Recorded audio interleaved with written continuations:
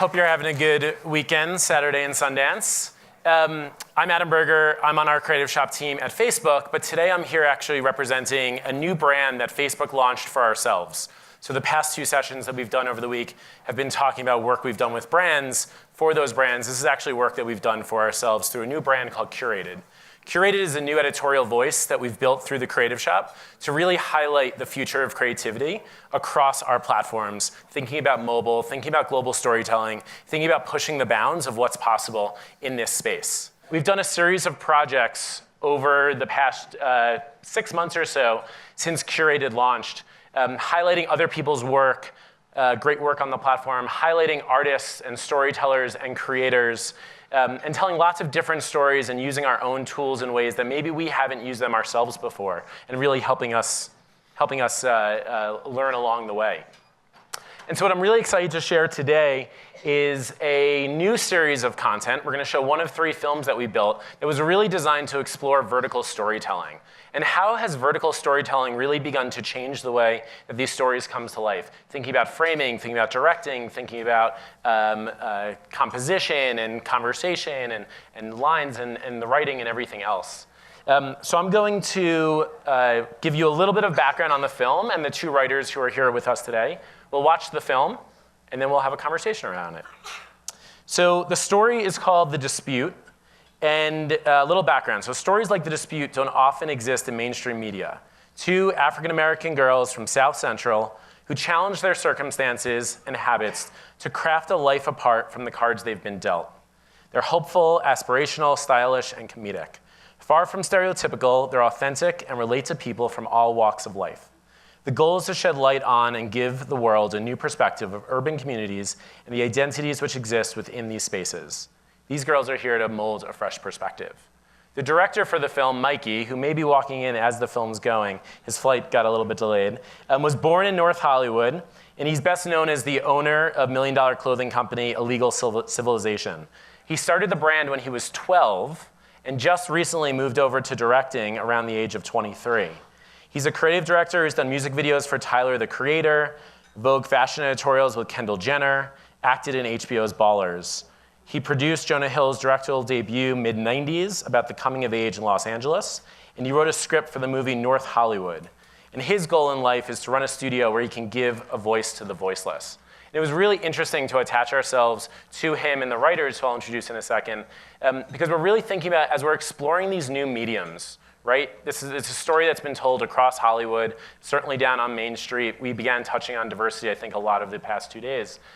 If you're exploring a new story, one of the best ways to do it is to start, I think, with underrepresented voices. That way they're there from the beginning and helping to define how these stories and formats can be told, as opposed to having to catch up later, which we know has certainly been a challenge throughout Hollywood. So our 2 writers, Casey Elise and Andrea Ellsworth. Casey is a Los Angeles-born actress, director, and writer, and co-founder of the women's multimedia collective To the Moon Citizen, where she directs short films and encourages women to shoot for the moon. Her first short film, To the Moon, self-written and directed, is set to premiere this summer at Soho House West. She's also featured in Jonah Hill's directorial debut, mid-90s, and Olivia Wilde's debut film, Booksmart. Her objective is to spend more time behind the camera, creating a network for women to spread their voices around the world.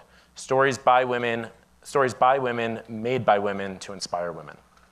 And Andrea is a Los Angeles-born actress, recently in the films The Longest Night and Let's Just Be Friends. She's reoccurring on Shameless on Showtime. She's appeared on The Mindy Project on Fox, Wedding Band on TBS, Secret Life of the American Teenager on ABC Family, and Victorious on Nickelodeon. So with that, sit back, relax, enjoy the film, and then we'll have a conversation around it.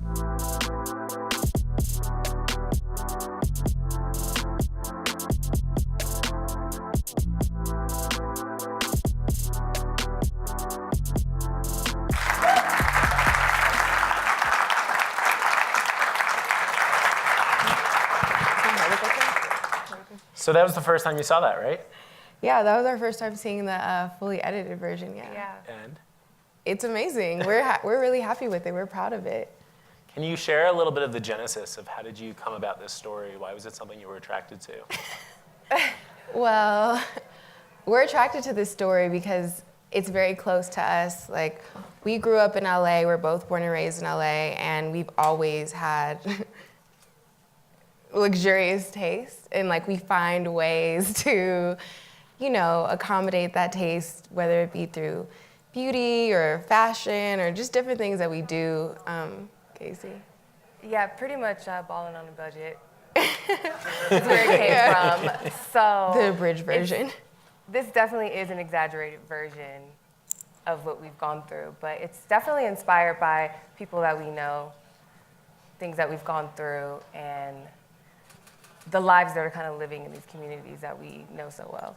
Yeah, and we felt like it was just a story that we knew we could tell really well, and we knew that we could bring authenticity to it, but at the same time create some really funny narratives around like a truly authentic way that people live. You know, like kids from LA want to look fly.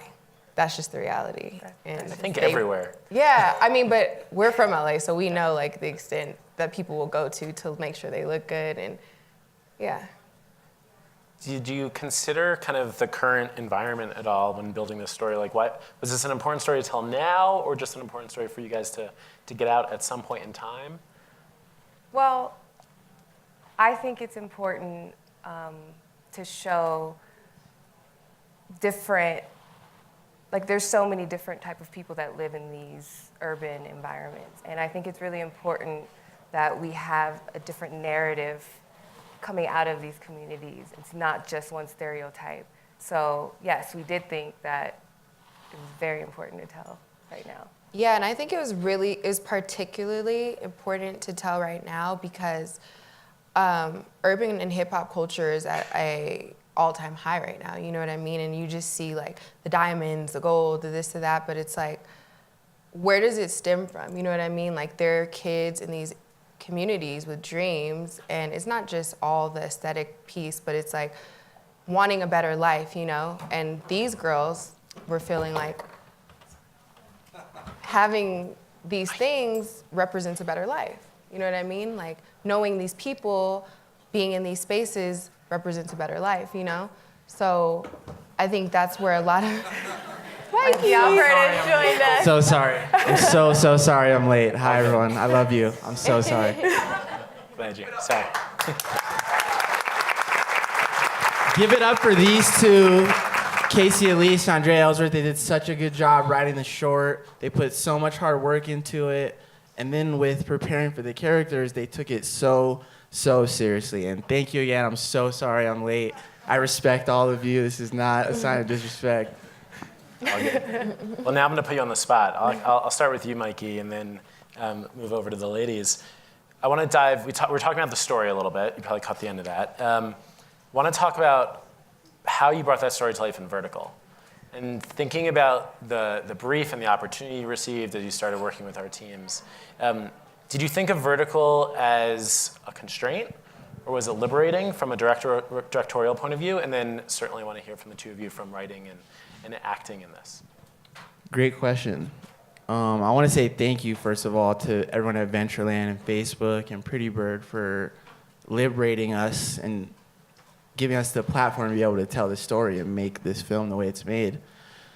And Vertical definitely wasn't a constraint. I looked at it as an opportunity to look at film in a new light. You know, usually when you shoot something normally, right, it's about the character and the space. When you shoot something vertically, space is obsolete now. Everything becomes about character. So it almost forces you to do better character development. And I'm really happy about the final product. What do you two think? I think Vertical was, I wouldn't say it was challenging. It was an exciting way to get really creative. So I guess in a way I would say it's more liberating. Yeah, I thought that Mikey did a really great job of getting what he needed from us and telling us what he needed to make the shot work. And for me, it was an exercise in trusting people that I work with more and trusting the director's vision, because I definitely couldn't imagine what that would have looked like, you know? Anyone in this room could have done it. I agree with what you said, definitely. in the room is mostly folks in the ad business, but certainly on the more of the storytelling side. And there's a pretty famous line of like, give me the freedom of a tight brief. And I think one of the things that we were talking about when we met for the first time was like, this was, as much as you said it was liberating, but this was the only constraint, right? And I'm now putting words in your mouth, but thinking about when you're briefing somebody, right? Like someone made a joke, I don't remember who it was, but earlier in the week, I think on Thursday, around like, and then we need this to be said, and we need this to be said, and make sure you get this shot and all of these other things, and then like everything kind of crumbles. I mean, how important was that to you? So I had a great experience working on this because of the freedom. And they trusted us and trusted the vision. And for me, that creates the best creativity, right? Because it's like Jerry Seinfeld has the best version of this. He said when they were working on Seinfeld, they would do table reads. And on the first episode, there was like 70 people in the room. He's like, we have 20 execs and this and that. And the table reads would take 6 or 7 hours because at every joke, someone would stop and have an idea. And Jerry tells this famous story where Larry David goes, "What's your name?" And the guy says his name and he says, "Are you funny?" And the dude's like super taken back and he says, "Tell us a joke. There's 70 people in this room. Make us laugh." And the guy had nothing to say.